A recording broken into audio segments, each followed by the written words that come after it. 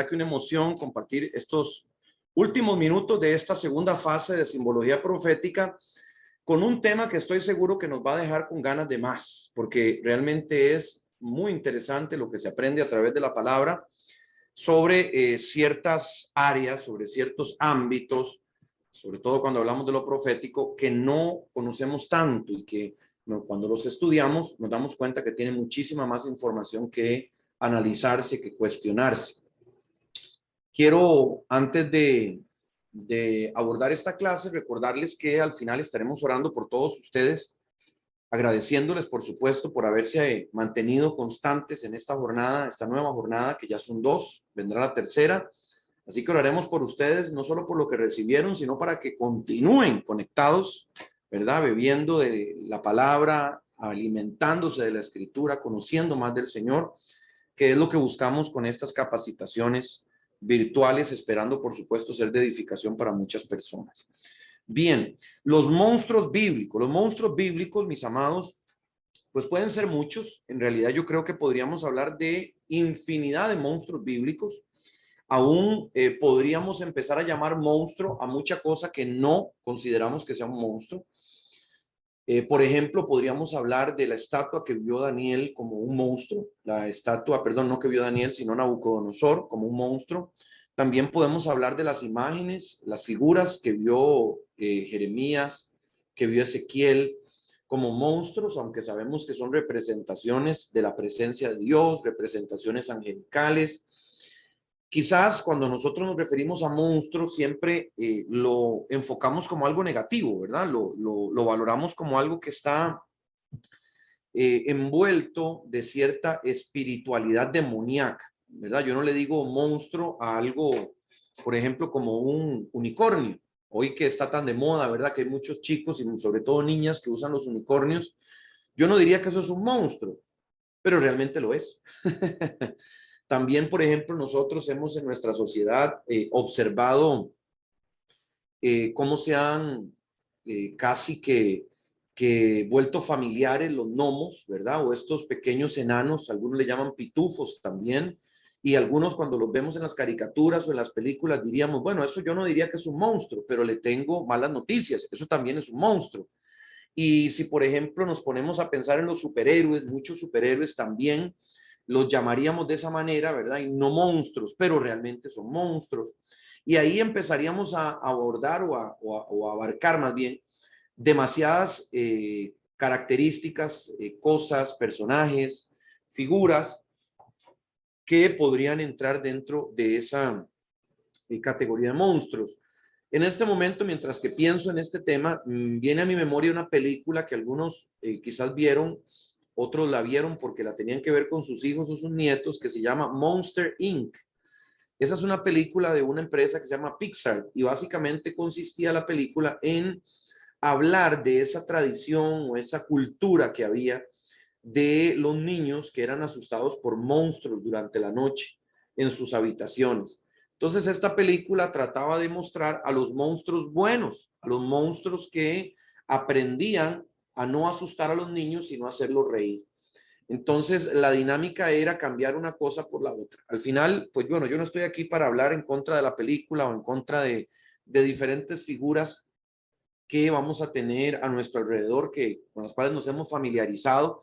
También están por ahí, por ejemplo, las sirenas, están por ahí también los minotauros, los centauros, están por ahí otras figuras, sobre todo mitológicas, que se han infiltrado, que son mitad persona, mitad animal, y hay diferentes tipos de mezclas. Entonces vamos a encontrar casi que un universo. Pero hay una dentro de todas que a mí me ha llamado poderosamente la atención porque ha logrado penetrar el corazón de muchísima gente. Ha logrado trascender las culturas, diría yo, de los 5 continentes y que hoy hay personas que pueden llegar a decir que son buenos por todo ese montón de información que ha caído sobre nosotros, como digo, películas, como digo, canciones, como digo, también poemas. Es más, casi que podría yo decir, es una de las figuras monstruosas más conocidas y populares de todo el mundo. Y es la que llamamos la del dragón. El dragón es una figura que ha trascendido aún a través del tiempo. Las culturas la podemos encontrar en la cultura, por ejemplo, china, pero también la podemos encontrar en la cultura mexicana indígena, ¿verdad? Cuando se habla de la serpiente alada, aún en la bandera de México encontramos esa representación de un águila sosteniendo una serpiente. Y podemos entender que precisamente por ser algo que no existe, o que creemos nosotros que no existe, pues que entra en esa categoría de malo, ¿verdad? De monstruoso. Por ahí me está preguntando una hermana que si es malo darle a los niños dinosaurios. Bueno, amada, esta no es la clase para yo decirle si eso es malo o no es malo.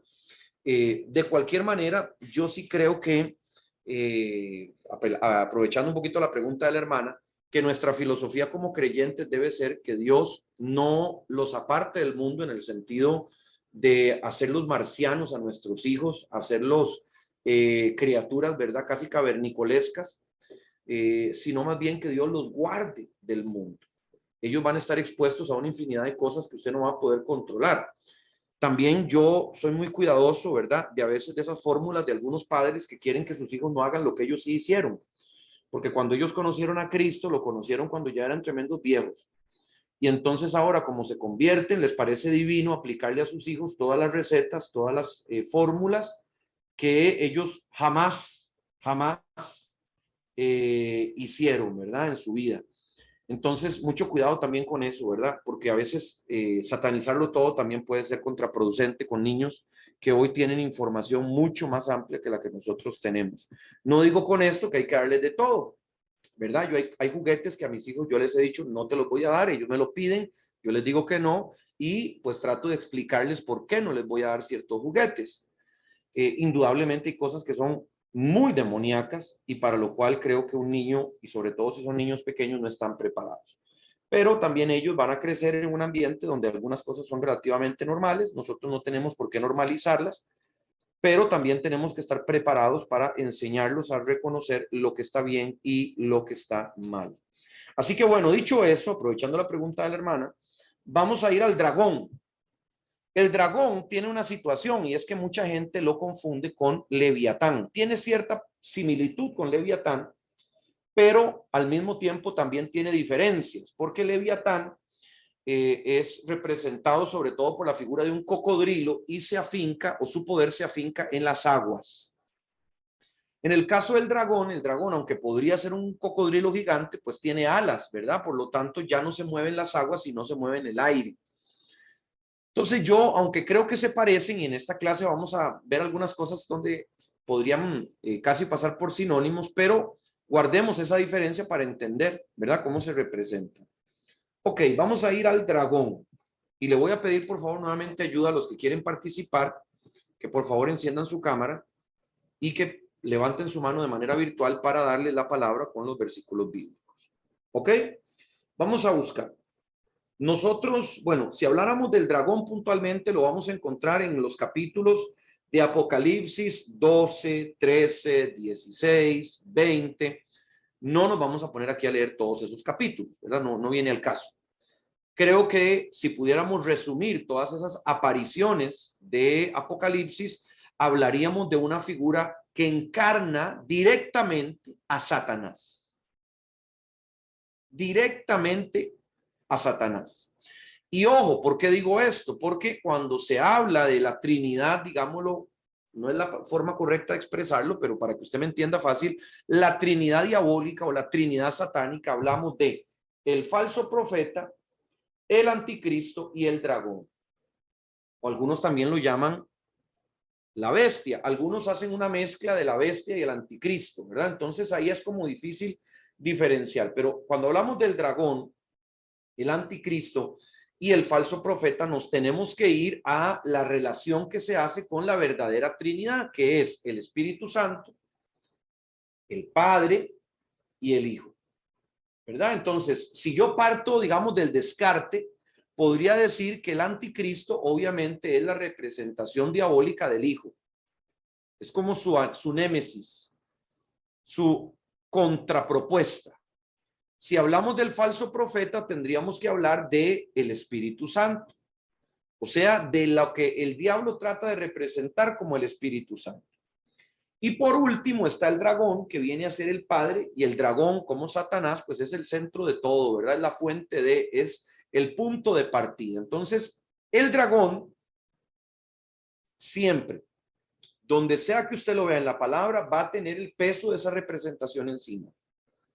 Y como vuelvo a repetir, lo podemos ver en los capítulos 12, 13, 16, 20 de Apocalipsis. Si gusta puede leerlos completos. Pero hay otros versículos que también nos hablan del dragón y los quiero que los leamos. Hermana Giselle, por favor, búsqueme Salmos 19 del 12 al 13, por favor. También la hermana Fanny Rojas, por favor, búsqueme Isaías 51 del 9 al 10. También hermana Valesca Joana, búsqueme Isaías 27:1. Hermana Elizabeth Galeano, búsqueme Ezequiel 29:3. Y le pido por favor a la hermana Aldana Quiroz que me busque Ezequiel 32:2. Luego tenemos, por favor, la hermana Ruth Sandra Leandro que me busque a Jeremías 51:34. Bueno, estamos listos entonces, por lo menos con el dragón, aunque vamos a ver algunos otros relacionados con Leviatán en un momento. Hermana Giselle, adelante, la escuchamos con su versículo. Bendiciones. Salmos 19, 12 y 13 me dijo, ¿verdad? No, 91, 12, 13. Oh, perdón. Ahorita.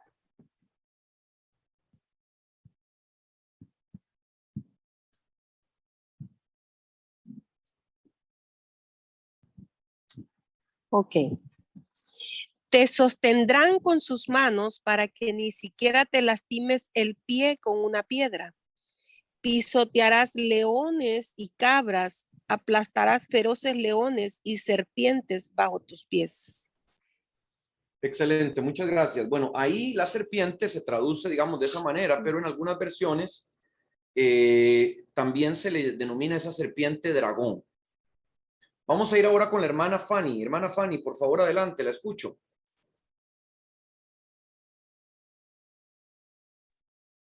Isaías 51, 9 y 10 dice, despiértate, despiértate, vístete de poder, oh brazo de Jehová, despiértate como en el tiempo antiguo, en los siglos pasados. ¿No eres tú el que cortó a Rahab y el que hirió al dragón? ¿No eres tú el que secó el mar, las aguas del gran abismo, el que transformó en camino las profundidades del mar para que pasaran los redimidos? Buenísimo, gracias. Ok, bueno, creo yo que con este complemento de versículos, ¿verdad? Y lo que hemos explicado sobre Apocalipsis, nos queda claro que el dragón puede perfectamente representar un tipo del anticristo también, el diablo, Satanás, lo infernal, lo demoníaco, lo perverso, lo maligno, lo pecaminoso, lo oscuro en el sentido espiritual, ¿verdad? Todo eso, el dragón dice presente. Vamos ahora a hablar un poco de dónde es que se asienta, ¿verdad? Un tipo de esta manifestación demoníaca. En este caso, nos vamos a meter más en el asunto de Leviatán porque esta figura en concreto, yo creo que es equiparable, por ejemplo, cuando nosotros hablamos de la reina del cielo. ¿Qué quiero decir? La reina del cielo tiene muchos nombres. La reina del cielo se ha llamado de múltiples formas en la cultura griega, en la cultura babilónica, en la cultura egipcia, en la cultura romana. Siempre ha tenido un nombre. Aún hoy yo le puedo dar el nombre. Y creo que todos lo sabemos. ¿Cómo se llama hoy la reina del cielo? Obviamente a través del tiempo ha tenido diferente ropa, ha tenido diferente, como repito, nombre, ha tenido diferentes altares, templos, diferentes tipos de ofrendas, pero sigue siendo el mismo demonio vestido con otra ropa. Entonces, el tema, digamos, propiamente del dragón, en una cultura como la egipcia, más podría ser relacionada con el famoso cocodrilo, el leviatán del que hablamos. ¿Por qué? Porque acordémonos que Egipto dependía enormemente en su economía, aún su cultura, su identidad del río Nilo. Entonces era mucho más fácil relacionar a este espíritu salido de las aguas que volando en el cielo. Esto lo digo para poder prepararnos para lo que viene ahora, lo que vamos a leer. Por favor, hermana Valesca, Joana, búsqueme Isaías 27:1. Le pido por favor, esto ya los había entregado yo estos versículos, sí, ¿verdad? Perdón, sí, es que me emocioné mucho diciendo otra cosa. Hermana Valesca, adelante, la escucho. Amén, amén, profeta. Leo entonces Isaías 27, versículo 1. En aquel día Jehová castigará con su espada dura, grande y fuerte al Leviatán, serpiente veloz, y al Leviatán, serpiente tortuosa, y matará al dragón que está en el mar. Amén. Perfecto, muchas gracias. Vamos a ir a otro versículo, hermana Elizabeth, por favor, adelante. Ezequiel 29:3. Habla y di, así ha dicho Jehová el Señor, he aquí yo estoy contra ti, Faraón, rey de Egipto, el gran dragón que yace en medio de sus ríos, el cual dijo, mío es el Nilo, pues yo lo hice. Ok, perfecto. Hermana Aldana, adelante, la escuchamos. Ezequiel 32:2. Hijo de hombre, levanta endechas sobre Faraón, rey de Egipto, y dile, al leoncillo de naciones eres semejante, y eres como el dragón en los mares, pues secabas tus ríos y enturbiabas las aguas con tus pies y hollabas sus riberas. Bueno, vemos que en este caso, en la cultura, digamos, egipcia, que fue la que estuvo vinculada al pueblo hebreo en los primeros capítulos de la palabra, en los primeros libros de la palabra, el Leviatán era entendido como un espíritu que se asentaba en las aguas. Y podríamos decir perfectamente que es una representación del dragón. Cuando se manifiesta en la forma de Leviatán, tiene poder sobre inundaciones, tiene poder sobre tsunamis, tiene poder sobre tormentas, tiene poder sobre maldiciones bueno, no son cosechas, ¿cómo se le llama? En la pesca, ¿verdad? No sé si ustedes han escuchado de la marea roja. La marea roja es una especie, si no me equivoco, de plancton marino que cuando se reproduce de manera exacerbada llega a contaminar todo lo que toca. Entonces, si usted, por ejemplo, pesca en medio de la marea roja, ese pez o esos mariscos, sobre todo, van a quedar contaminados y por lo tanto pueden traer graves consecuencias para quienes los ingieran. Entonces, entendemos que esa figura del dragón en representación de Leviatán emerge de las aguas. Aún recordemos, por ejemplo, el versículo donde Faraón ordena una muerte muy particular a los niños egipcios, a los niños hebreos, ¿verdad? Él pide que los lancen a las aguas.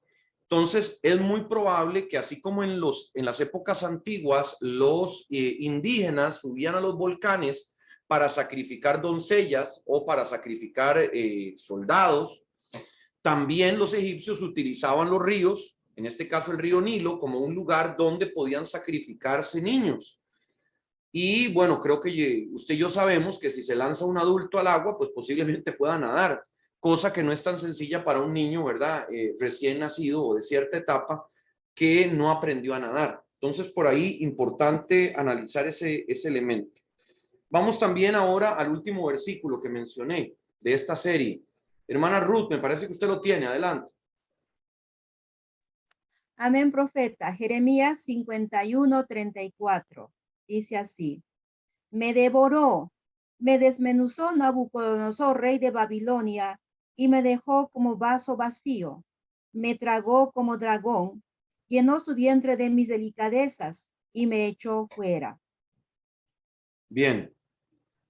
Reforzamos bajo la misma línea lo que acabamos de explicar sobre el tema del dragón, pero en este caso, en el libro de Jeremías, se retrata más como un espíritu derivado de Babilonia, como un espíritu venido de ese contexto pagano. Entonces vamos a encontrar al dragón, al Leviatán, en todas las culturas, yo diría que indistintamente de esa figura del cocodrilo o un animal paleontológico tal vez por ahí se puede derivar un poco la pregunta de la hermana, podría perfectamente también ser representado por un dinosaurio, ¿verdad? De esos que nosotros conocemos, o una figura semejante a la de un dinosaurio. No estoy diciendo con esto que los dinosaurios son la representación del diablo, ¿verdad? Por favor. Entonces, para guardar ahí la diferencia, vamos a seguir estudiando más sobre este tema del dragón y el leviatán y sus diferentes manifestaciones. Voy a pedirle por favor al hermano Augusto Roque que me busque el libro de Job, capítulo 41, del 13 al 17. Y luego vamos a leer versículo 23, versículo 26, versículo 30 y versículo 34. Repito, Job 41, del 13 al 17. Y vamos a leer luego versículo 23, versículo 26, versículo 30 y 34. Ahí tenemos bastante para estudiar. Vamos a ir a algunos versículos bien puntuales de Apocalipsis. Le voy a pedir a la hermana Débora Villa que me busque Apocalipsis 12:9. A la hermana Teresa López que me busque por favor el libro de Apocalipsis 22. ¿Verdad? Tengo muchos versículos y tengo algunas cosas que compartirles que están aquí anotadas mientras que ustedes buscan esos versos. Le quiero leer lo que tenemos aquí en el diccionario. Podría relacionarse el leviatán, el dragón, ¿verdad? Podría relacionarse con la destrucción de naves en alta mar, como lo vamos a encontrar en Salmo 104:26, lo que yo le decía a usted de las tormentas. Podría perfectamente ser un espíritu, una deidad que sea venerada por los marineros, por la gente que se dedica a esas faenas.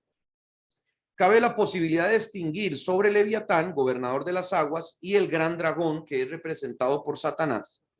Sin embargo, sus descripciones por momentos se entrelazan, sobre todo en la Biblia, y se diferencian al mismo tiempo. O sea que a veces es muy difícil en la palabra reconocer cuál es cuál, porque la misma Biblia los mezcla, mientras que a veces también los diferencia. ¿Ok? Vamos a ver por acá. A esta potestad también se le asigna el nombre de rey de Egipto. Cualquier vinculación con este tipo de imperio podía estar regida por este espíritu demoníaco. Lo que quiere decir es que es muy común, muy frecuente, que esta sea la figura que escogía Egipto para representarse frente a las naciones. La de un cocodrilo, la de un leviatán. Esto lo vamos a ver en los versículos de Ezequiel que acabamos de leer, como por ejemplo el 29:3 y el 32:2. Curiosamente, y esto es interesante que usted lo apunte, lo vamos a ver en un momento, se retrata a Leviatán, cuando se habla de Leviatán y no del dragón, a Leviatán se le retrata en una rivalidad con Behemoth. El espíritu de Behemoth o el demonio de Behemoth o el monstruo de Behemoth es mostrado como un hipopótamo. Si usted conoce un poquitito sobre estos dos animales en la naturaleza, ellos no son amigos, aunque conviven en el mismo ambiente, ¿verdad? Donde hay una convivencia dentro de las aguas. Curiosamente, la gente no lo sabe, pero el animal que más mata seres humanos en África no es el león, tampoco el elefante, tampoco el cocodrilo. El animal que más mata seres humanos en África se llama hipopótamo. Entonces, lo que les decía era que hay una rivalidad con Behemoth que puede sugerir la diferencia del gobierno de estas aguas, ¿verdad?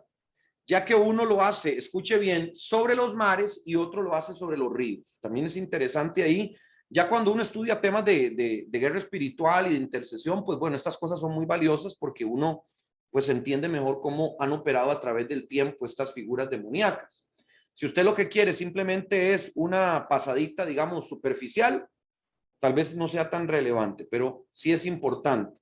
¿Dónde se ve mucho esa diferencia de la que estamos hablando? Bueno, en Job 40:23. Pero Leviatán quiere gobernarlas todas.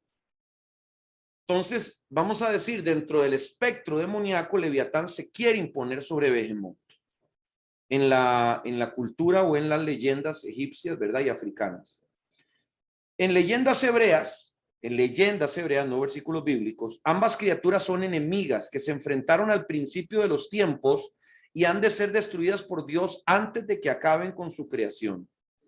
Otras versiones de estas leyendas sostienen, por el contrario, que la batalla entre los monstruos no fue al principio, sino que será en el día del juicio final. Bueno, interesante un poco si uno estudia sobre todo eso. Vamos a ir a los versos que les compartí. Vamos a ver que se me fue con quién quedé. Hermano Augusto, me parece que fue usted. Adelante, lo escucho. Al profeta, Job 41, del 13 al 17. ¿Quién descubrirá la delantera de su vestidura? ¿Quién se acercará a él con su freno doble? ¿Quién abrirá las puertas de su rostro? Las hileras de sus dientes se espantan. La gloria de su vestido son escudos fuertes, cerrados entre sí estrechamente. El uno se junta con el otro. Que viento no entra entre ellos. Pegado entra el uno con el otro.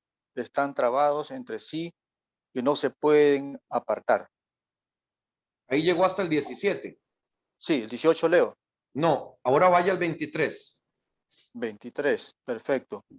Las partes más flojas de su carne están endurecidas, están firmes y no se mueven.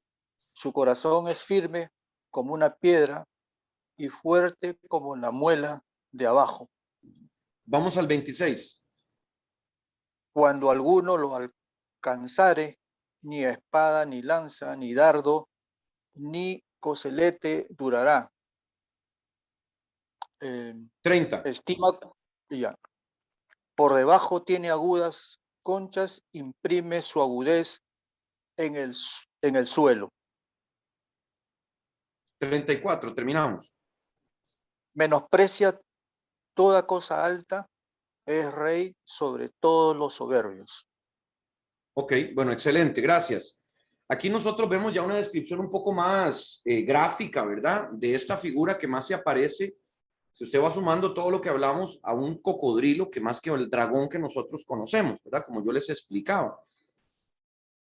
Tenemos que recordar que Job, su libro es escrito en épocas donde se estaban formando estas culturas que luego venimos a conocer como la cultura, digamos, egipcia, estas culturas antiguas en la época de Nimrod, en tiempos, ¿verdad?, donde se estaba formando esa vinculación de lo espiritual con lo natural, donde muchos seres humanos buscaban a través de lo que veían dioses también.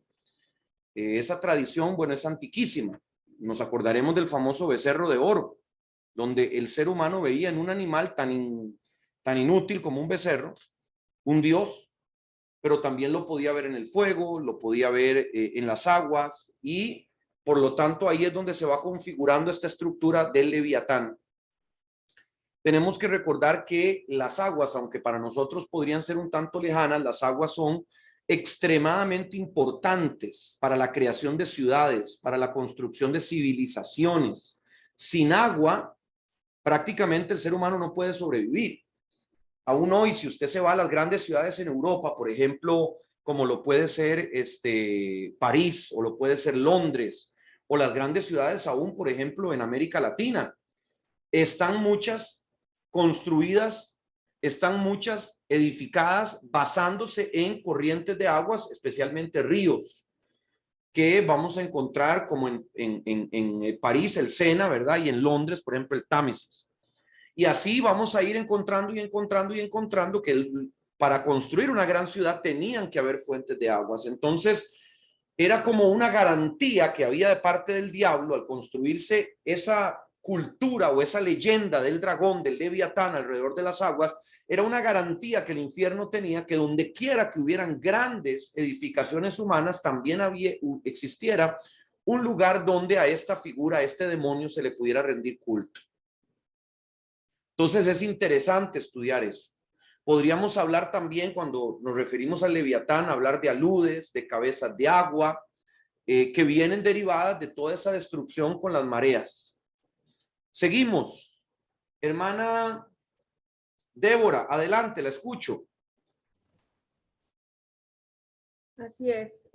Apocalipsis 12, 9. Y fue lanzado fuera el gran dragón, la serpiente antigua, que se llama Diablo y Satanás, el cual engaña al mundo entero fue arrojado a la tierra y sus ángeles fueron arrojados con él. Perfecto, buenísimo. Creo que ahí nos quedó muy claro que el dragón es el diablo y que el diablo tiene un poder sobre los demonios. Yo no descartaría, mis amados, y esto ya es una opinión, digo yo, pavliana, usted lo puede tomar como quiera. Yo no descartaría que al caer los ángeles, ¿verdad?, a la tierra, su figura haya sido deformada, haya sido destruida de alguna forma. Vamos a decir, ese esplendor, esa belleza, ese brillo, esa refulgencia que tenían en la presencia de Dios dejara de estar y la figura en la cual ellos terminaron convirtiéndose fuera semejante a la descrita como si fueran un dragón.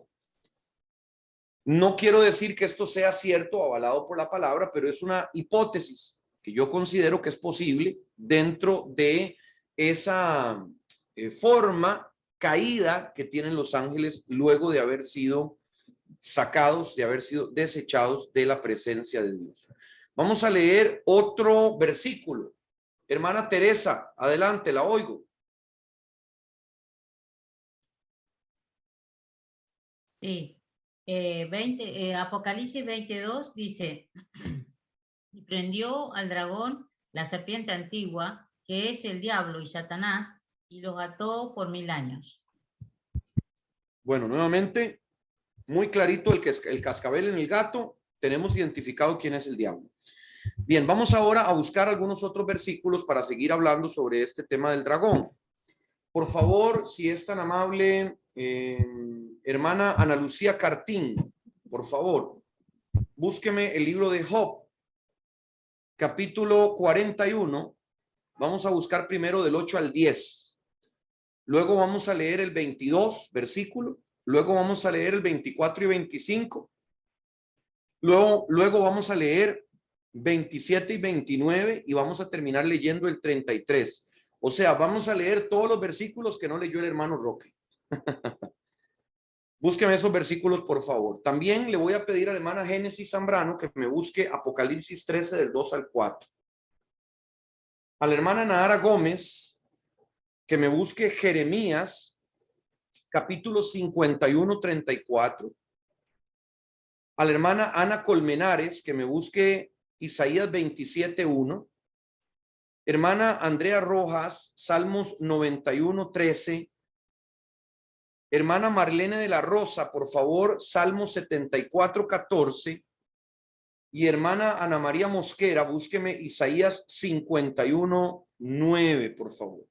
Que hay mucho que hablar sobre el dragón y Leviatán.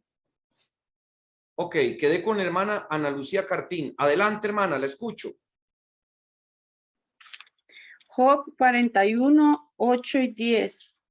Dice así, pon tu mano sobre él, te acordarás de la batalla y nunca más volverás. He aquí que la esperanza acerca de él será burlada, porque aún en su sola vista se desmayarán. Nadie hay tan osado que lo despierte. ¿Quién pues podrá estar delante de mí? Ahora continuamos con el versículo 22. En su cerviz está la fuerza y delante de él se esparce el desaliento. El 24-25 dice, su corazón es firme como una piedra y fuerte como la muela de abajo. De su grandeza tienen temor los fuertes y a causa de su desfallecimiento hacen por purificarse. Continuamos con el 27 y 29. Estima como paja el hierro y el bronce como leño podrido. Saeta no le hace huir.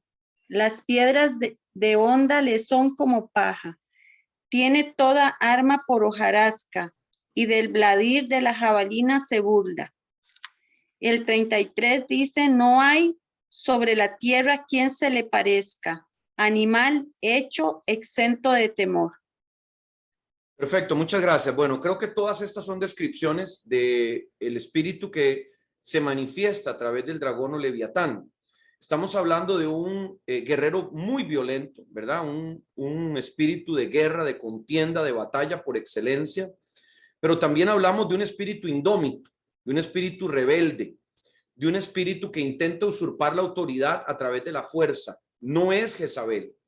Jezabel intenta usurpar la autoridad a través de la seducción, a través del engaño, de la manipulación. Este es un espíritu que trata de imponerse, ya sea a los gritos, a los golpes, ya sea con insultos, con escupitajos, pero también con violencia abierta, ¿ok?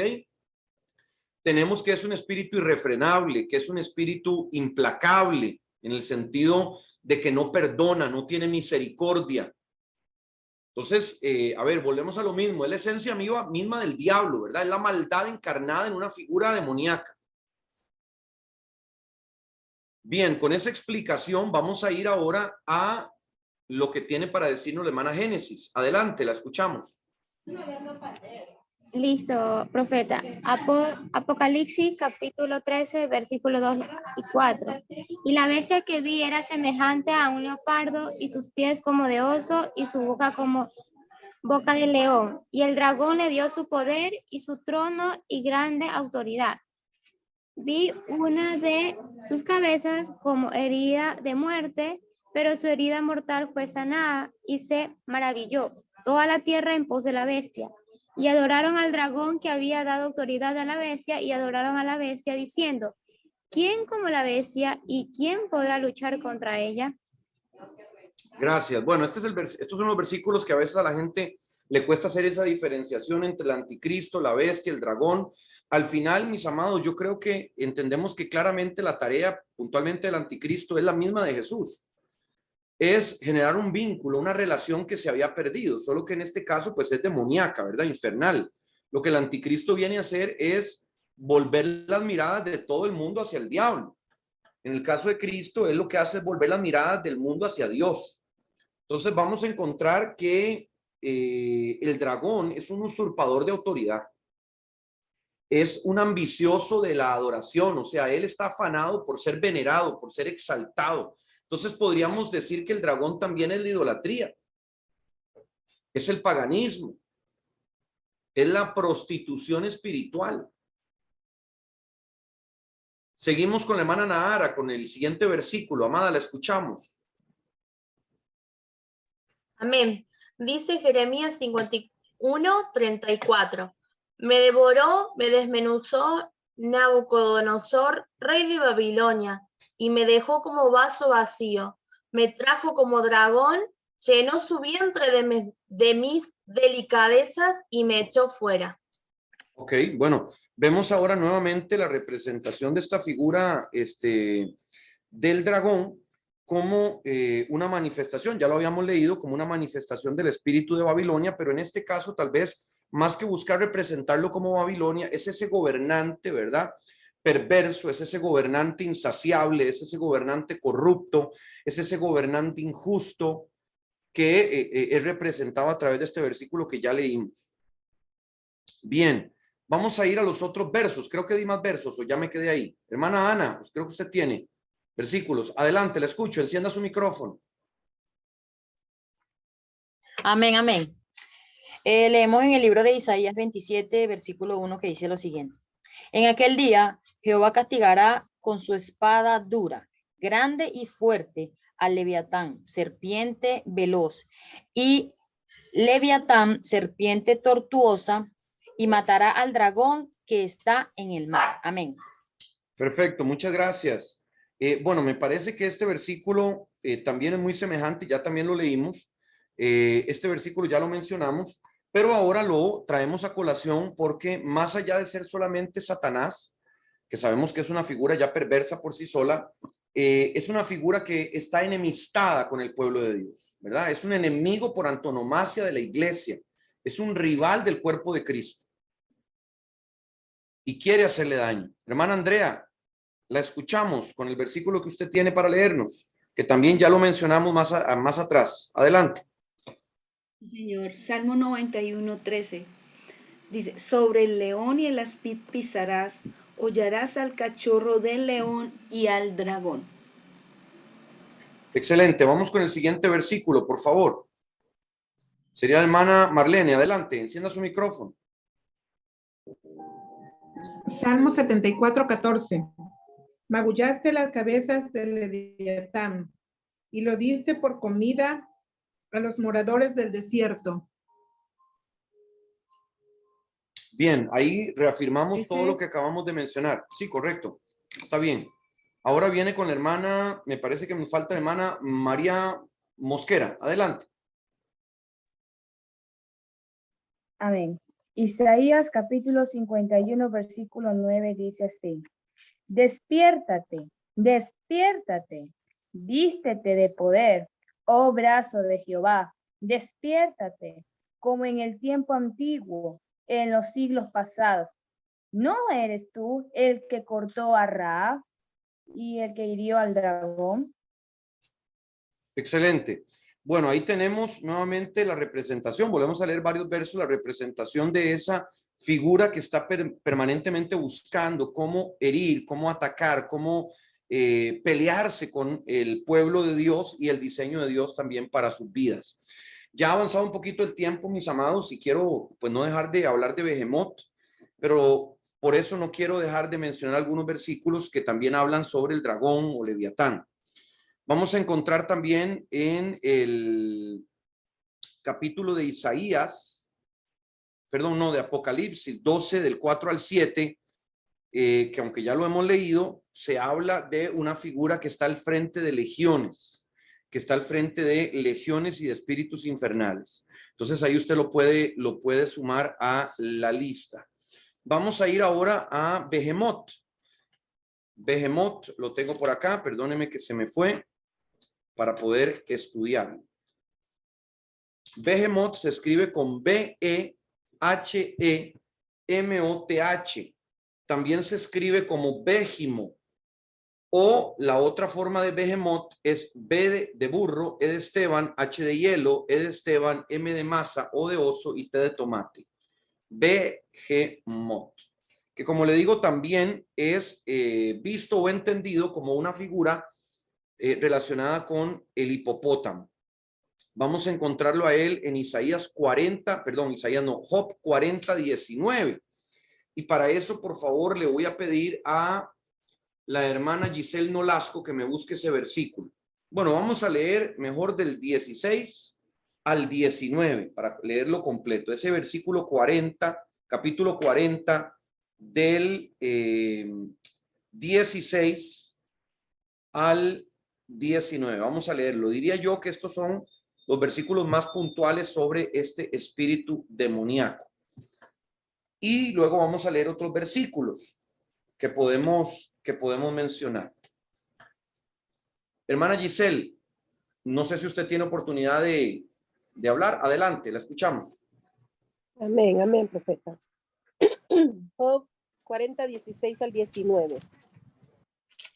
Mira qué fuertes son sus lomos y los músculos de su vientre. Su rabo es tan fuerte como un cedro. Los tendones de sus músculos se entrelazan. Sus huesos son tubos de bronce. Sus extremidades son barras de hierro. Es un excelente ejemplo de la obra de Dios y solo su creador puede amenazarlo. Ok, ahí llegó hasta el 20, hasta el 19. Ok, vamos ahora a extendernos hacia el 23, por favor, que también sigue hablando de la misma figura. Ok. El río tempestuoso no le molesta, ni le preocupa cuando el creciente Jordán se arremolina a su alrededor. 23. 24 también. Nadie puede sorprenderlo con la guardia baja, ni ponerle un aro en la nariz para llevárselo. Ok, bueno, creo que ahí vamos viendo que ya se nos habla de otra figura distinta, el Leviatán. No es el Leviatán, aún por la misma descripción física que se hace.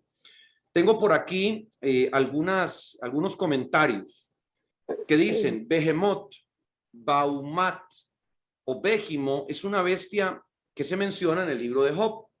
Metafóricamente, su nombre ha llegado a ser usado para connotar algo extremadamente grande o poderoso. Según las características que refiere la Biblia y las investigaciones sobre aquellas, Behemoth podría ser un hipopótamo de tiempos actuales u otro animal desconocido. Algunos aducen de manera inverosímil que fuese un dinosaurio de eras pasadas. Algunos estudios bíblicos interpretan que Behemoth está asociado al hipopótamo o también al rinoceronte, aunque la descripción dada no se asemeja en varios detalles. Otros estudiosos bíblicos interpretan que se trata de un dinosaurio debido a las características descritas entre ellas, donde su cola podría compararse con un cerdo que se mueve, y la cola del hipopótamo o del rinoceronte no parece encajar en esa descripción. En cualquier caso, los autores del texto bíblico no tenían conocimiento alguno de paleontología. Behemoth aparece mencionado en la Biblia, en el libro de Job, que estamos leyendo, capítulo 40, del 10 al 19, junto con otro monstruo que se conoce como Leviatán, con referencias descriptivas que al Dios bíblico le da Job, que en este caso, pues ahí ya las hemos leído, para demostrarle su poder y sabiduría, la cual refleja en su creación y criaturas. Según las características dadas, esta última bestia podría representar al cocodrilo o mitológicamente un dinosaurio dragón. La caza de hipopótamos y cocodrilos fue un peligroso deporte practicado con cierta frecuencia dentro de la realeza egipcia, como puede contemplarse en algunos frescos y relieves de esa cultura. Pero según la cita bíblica que lo describe, no se hace referencia a su caza, sino más bien a la necedad de quien pretendía practicarla como bestia, con bestia semejante. En el libro apócrifo de Enoc, o sea, no en la Biblia, Behemoth y Leviatán son descritos de la siguiente manera. Y en ese día, escuche bien, se separarán dos monstruos, una hembra llamada Leviatán, que morará en el abismo sobre donde manan las aguas, y un macho llamado Behemoth, y ocupará con sus pechos un desierto inmenso llamado Dan Daín. Esto está en el libro de Enoc, que no es un libro bíblico, es un libro apócrifo. Otras leyendas hebreas, en otras leyendas hebreas, ambas criaturas son enemigas que se enfrentan al principio de los tiempos y que han de ser destruidas por Dios. Esto fue lo que yo mencioné adelante, antes de que se acabe con su creación. Otras versiones de estas leyendas sostienen, por el contrario, que la batalla entre estos monstruos no fue al principio, sino que será en el día del juicio final. Durante la Edad Media, Behemoth llegó a ser el nombre de un demonio. La descripción más completa de Behemoth se encuentra en el libro de Job, que es lo que nosotros hemos leído. Y quiero leer un poquito más sobre esta figura que dice: desde el siglo XVII han habido varios intentos para identificar a Behemoth. Algunos estudios lo han visto como una criatura real de nuestro tiempo, usualmente como un hipopótamo y ocasionalmente como un elefante, un cocodrilo o un búfalo de agua. La referencia a su cola, que se mueve como un cedro, es un problema para la teoría de la bestia contemporánea, debido a que no puede ser identificado como la cola de algún animal de nuestra era. El biólogo Michael Bright sugiere que esta referencia alude a la forma de brocha de sus ramas, la cual se asemeja a las colas de los elefantes e hipopótamos modernos. Sin embargo, la referencia no menciona una parte del cedro, las ramas, sino al árbol de cedro. Algunos lo han identificado con la trompa de un elefante, pero podría referirse al pene de Behemoth, basado en otro significado de la palabra hebrea mover, que significa extender, y en la segunda parte del versículo 17, que describe el tendón acerca de sus rocas, no como la traducción superior, sus muslos. La Vulgata, reconociendo esto, usa la palabra testicolorum o testículos. Otra opinión es que Behemoth es el producto de la imaginación del autor de Job. Un símbolo del poder de Dios, en el versículo 24, es descrito con un anillo en su nariz, señal que había sido domado por Yahvé, por Yahweh, y a la vez se niega que puede ser domado por el hombre. Su hacedor lo tomará por sus ojos entrompezaderos y honrará su nariz, y horadará su nariz, o quien se atreviera a herirle los ojos y ponerle una argolla en sus narices. Bueno, el tema de Behemoth, el tema de Leviatán es un tema interesante por menos, que nos habla de esa batalla, esa contienda que el enemigo tiene en las aguas, quizás muy a razón de que la tierra le fue entregado al ser humano para que él la administrase. Las aguas perfectamente podrían ser considerados esos confines donde muchos demonios son atrapados, donde muchos demonios tienen lo que se conoce como el Seol, sus prisiones de oscuridad, y que por el tema de la presión atmosférica que se da cuando uno trata de descender a las profundidades son absolutamente impenetrables para el ser humano. Vamos a decir que la teoría de que el infierno pudiese estar en el centro de la tierra es perfectamente también combinable con que en las profundidades del mar hayan prisiones espirituales de donde emana el poder, de estos espíritus demoníacos. También recordando que las aguas, como lo decía hace un momento, son fuentes de vida, son lugares a los que se acude regularmente las culturas, los imperios, los gobiernos, para poder ahí construir sus grandes edificaciones, y por lo tanto, en consecuencia, es también el lugar donde Satanás decide edificar su trono. Esto es perfectamente compaginado, ¿verdad?, con el hecho de que Dios, a través de su pueblo, decide establecer su trono, aunque sabemos que Dios no tiene un trono físico, pero él decide establecer su trono en la tierra.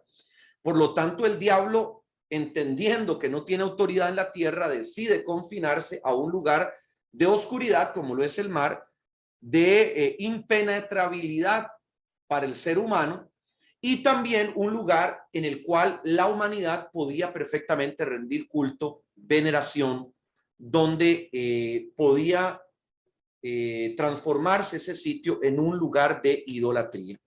Así que, mis amados, como ustedes ven, bueno, podríamos seguir hablando de otras figuras monstruosas, de otros espíritus demoníacos, como por ejemplo, tal vez no como tanto monstruos, pero sí espíritus como Lilith, que es otra figura mencionada en algunas versiones de la Biblia. También podemos encontrar otras figuras como Baal, como Acera, como Quemos. Podemos hablar de los Nepilim, que son los famosos gigantes. Ya habrá una clase de intercesión y de guerra espiritual para hablar de los Nepilim. También podríamos hablar de Moloch.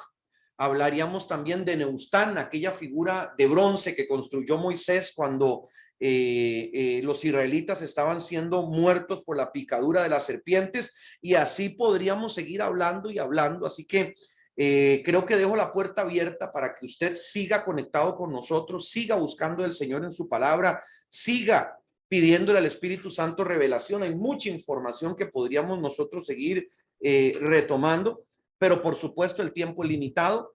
Entonces tenemos que concluir acá con el deseo de cerrar con una oración para bendecir la vida de todos ustedes que han sido parte de esta aventura maravillosa a través de la palabra que le hemos denominado simbología profética. Así que yo le pido que por favor usted cierre sus ojitos, incline su cabeza ahí donde usted está, y podamos orar al Señor para que la bendición de Dios venga sobre su vida.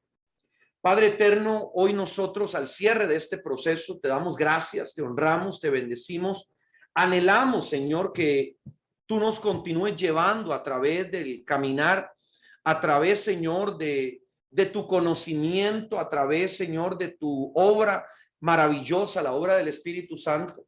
Nos lleves, Señor, nos sigas introduciendo a cosas mucho más profundas, cosas mucho más eternas, cosas mucho más, Señor, poderosas, que nos permitan, Padre, traer como consecuencia mayor madurez, mayor sapiencia, mayor solidez en nuestra doctrina, en nuestras verdades, Señor, en nuestra vida de comunión contigo. Que esto que hemos apenas, Señor, destapado, estas verdades, Padre, eternas sobre la simbología profética que estamos descubriendo, puedan seguirse multiplicando en nuestra vida, y que aquellos que han venido a beber, Señor, sean saciados y saciados en abundancia, que cada vez que recurran a tu palabra, ellos encuentren fuentes nuevas, fuentes de bendición, fuentes, Padre, de revelación, fuentes de discernimiento, fuentes de manifestación profética que los alimenten, Señor, que los catapulten hacia nuevos niveles. Te damos gracias, maravilloso Dios, y te bendecimos, porque tú eres excelso, tú eres eterno, tú eres maravilloso. Te damos gracias, Espíritu de Dios, en el nombre de Jesús. Amén. y amén. Aleluya. Démosle un fuerte aplauso al Señor, mis amados, mis amadas. Démosle gracias a Dios por todo esto que hemos hecho.